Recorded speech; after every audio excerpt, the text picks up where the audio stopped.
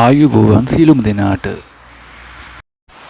මේ ඔබ දකින්නේ කටුකරුණු ශාකයයි. කටුකරුණු ශාකය පඳුරක් මෙන් වැවෙනවා. මෙහි මල් තැඹිලි පාට වර්ණයෙන් යුක්තයි. ඒ වගේම මුදුනේ ඇති කොළවලට වඩා පහළින් කටු සහිතව මෙහි දකින්නට පුළුවන්. ඒ සිහින් කටුවේ වකුටු කටු නෙවෙයි. එම්ම කටු පහළ කොළවල දකින්නට පුළුවන්.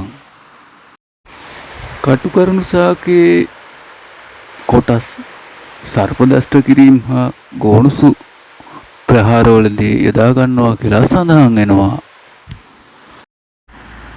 මාංශ පේශී වේදනාවන් හා සන්ධි වේදනා සඳහා මෙම ශාකයේ කොටස් යොදා ගන්නවා කියලා සඳහන් වෙනවා.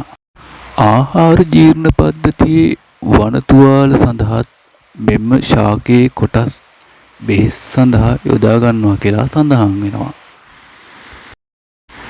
මෙය පටිගත කරන අවස්ථාවේදී මෙම ශාකය මාහට හමුවන්නේ වියලි කලාපෙන්ය.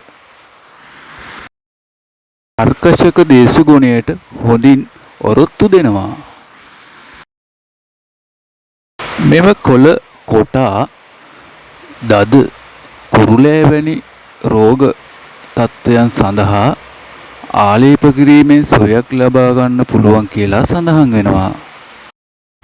විදුරු මස් දැවිල්ල ඒ වගේම දත් කැක්කුම සඳහා මෙම ශාකයේ කොටස් යොදා ගන්නවා කියලායි සඳහන් වෙන්නේ.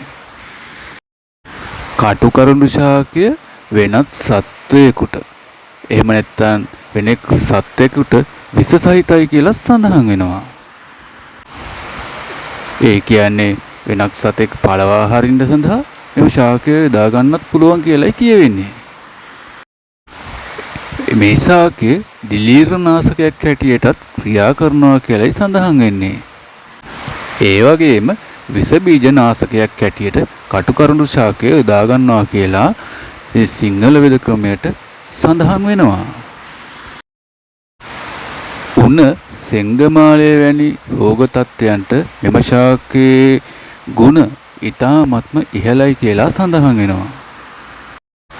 මම හිතනවා කටුකරුණු ශාකය ගැන අද ඔයා ගොඩක් දේවල් දැනගන්නට ඇති. ඒ වගේම මෙම ශාකය දැකපු නැති අයට දැක ගැනීම සඳහා තමා මා මේ වීඩියෝ එක ඔබට අද මා ඉදිරිපත් කළේ. අදට මම මේ වීඩියෝ එකෙන් සමුගන්නවා. තව ඉදිරියේදීත් වීඩියෝ බලාපොරොත්තු වෙන්න. ආයුබෝවන්.